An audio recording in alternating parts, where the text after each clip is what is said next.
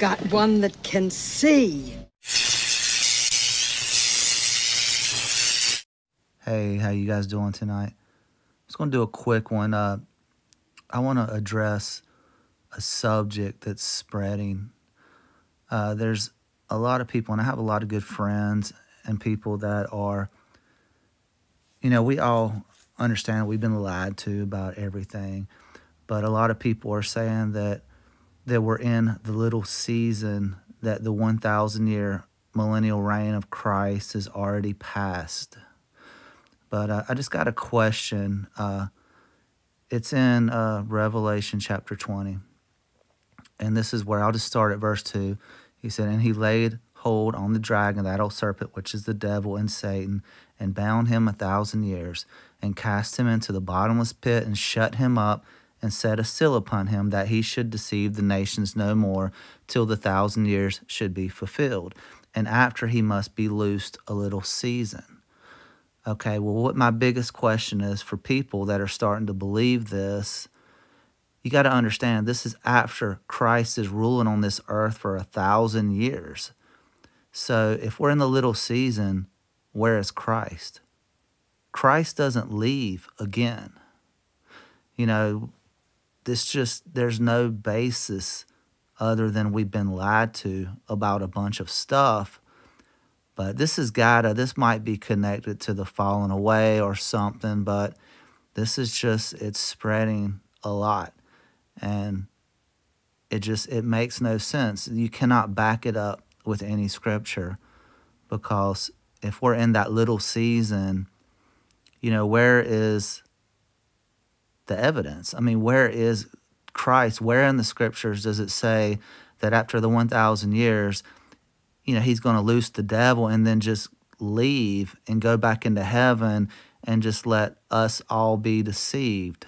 It doesn't make any sense. And one other one I wanted to talk about real quick. And this is another one that's everywhere. But in Colossians chapter 1, we know that God the Father is an invisible, omnipresent spirit.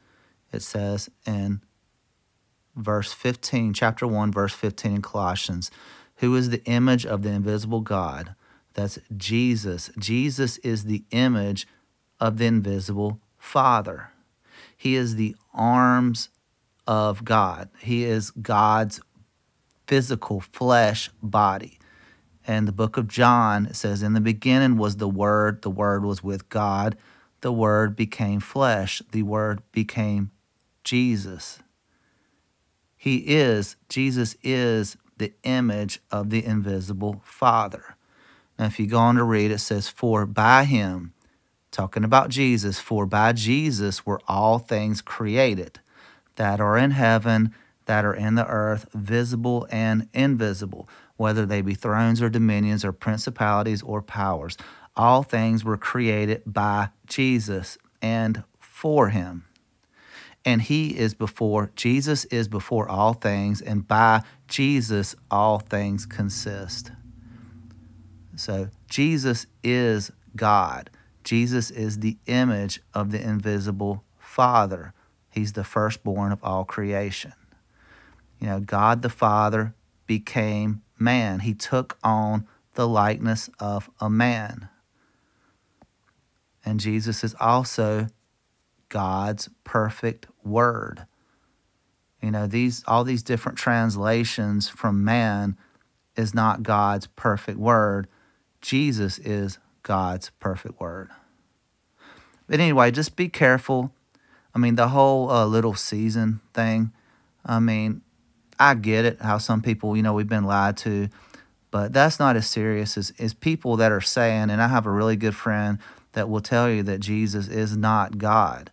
That Jesus being God is the foundation of our faith.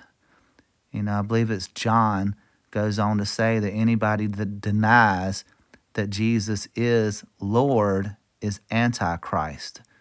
It also says many Antichrists will come into this world, especially in the last days. But just be careful. I wanted to share this with you. Love you guys. Talk to you soon. Bye.